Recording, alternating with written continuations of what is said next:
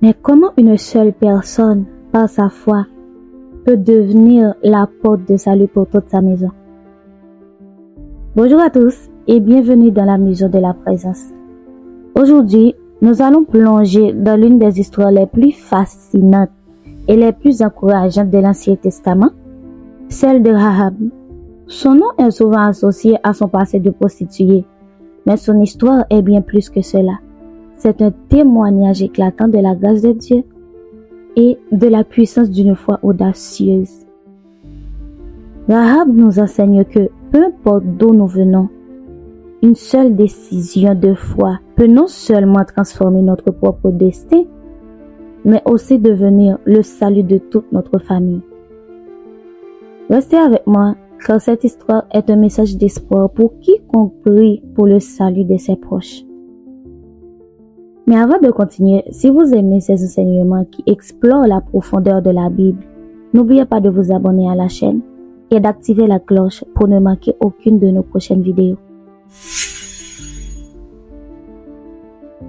L'histoire se déroule à Jéricho, une ville puissante et fortifiée, juste avant l'entrée du peuple d'Israël dans la terre promise.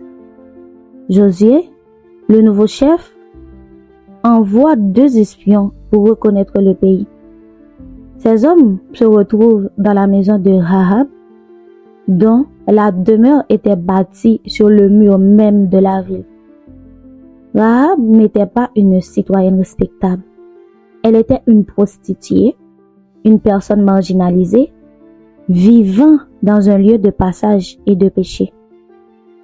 Pourtant, c'est dans cette maison, à cet endroit improbable, que l'histoire du salut va prendre un tournant décisif. Lorsque le roi de Jéricho apprend la présence des espions, il envoie ses hommes chez Rahab. C'est là que Rahab fait un choix qui défie toute logique humaine. Elle aurait pu livrer les 2 espions pour sauver sa propre vie et gagner les faveurs du roi. Au lieu de cela, elle les cache sous des tiges de lin sur son toit et ment aux soldats du roi. Mais pourquoi a-t-elle fait cela? Elle nous le dit elle-même.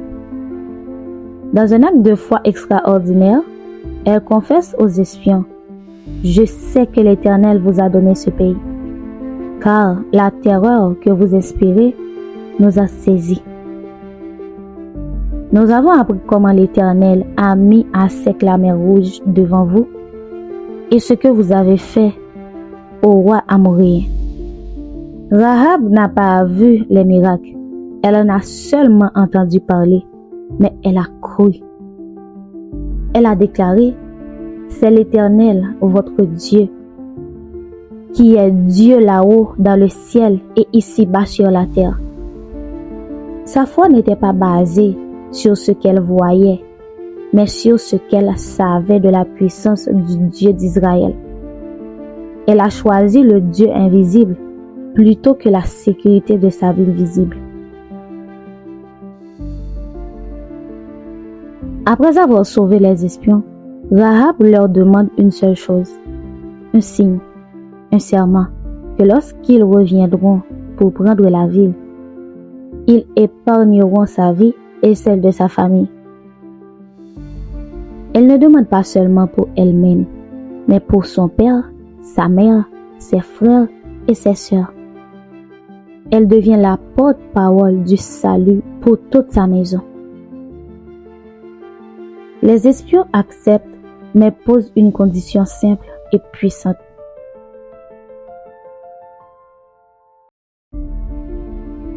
Elle doit attacher un cordon de fil écarlate à la fenêtre par laquelle elle les a fait descendre. Ce fil rouge, visible de l'extérieur, serait le signe de leur protection. Arrêtons-nous un instant sur ce symbole. Ce cordon écarlate rouge sang est souvent interprété comme une préfiguration du sang de Jésus-Christ. Tout comme le sang de l'agneau sur les linteaux des portes en Égypte a protégé les familles de la mort, ce fil rouge est devenu le signe de la grâce et de la miséricorde de Dieu sur la maison de Rahab.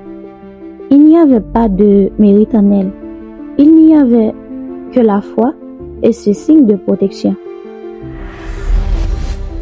Le récit biblique nous raconte la chute spectaculaire de Jéricho. Les murailles réputées imprenables s'effondrent après le 7e jour de marche et le son des trompettes. C'est un chaos total, mais au milieu de cette destruction, il y a un lieu de paix, la maison de Rahab. Josué donne l'ordre de sauver Rahab et tous ceux qui sont avec elle dans sa maison. La promesse est tenue. Les espions reviennent et ils font sortir Rahab, son père, sa mère, ses frères et tous les siens. Ils sont mis en sécurité à l'extérieur du camp d'Israël. La foi d'une seule femme a sauvé toute sa lignée de la destruction.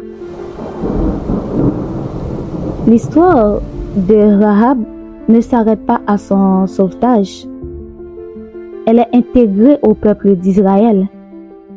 Elle épouse un homme nommé Salmon et elle entre dans la lignée royale. Si vous ouvrez le livre de Matthieu au chapitre 1, vous découvrirez que Rahab est l'une des 4 femmes mentionnées dans la généalogie de Jésus-Christ. La prostituée de Jéricho est devenue l'ancêtre du Messie. De plus, l'auteur de l'épître aux Hébreux la cite dans le célèbre chapitre 11, le panthéon de la foi en disant « C'est par la foi que Rahab, la prostituée, ne périt pas avec les rebelles, parce qu'elle avait reçu les espions avec bienveillance. » Quelle est la leçon pour la maison de la présence? Votre passé n'a aucune importance pour Dieu. Votre statut social n'a aucune importance. Ce qui compte, c'est votre foi. Et cette foi, lorsqu'elle est mise en action, peut avoir un impact qui dépasse votre propre vie.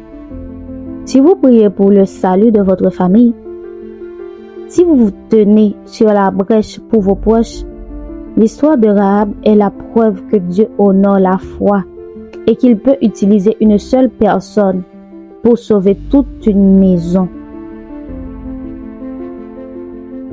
Merci beaucoup d'avoir assisté à la vidéo. J'espère que ma vidéo a été une source de bénédiction pour ta vie, pour votre famille, pour tes amis. Et n'oubliez pas de vous abonner et de partager cette vidéo avec quelqu'un qui a besoin d'entendre ce message d'espoir. Que la présence de Dieu soit avec vous. À très vite. Dieu vous bénisse.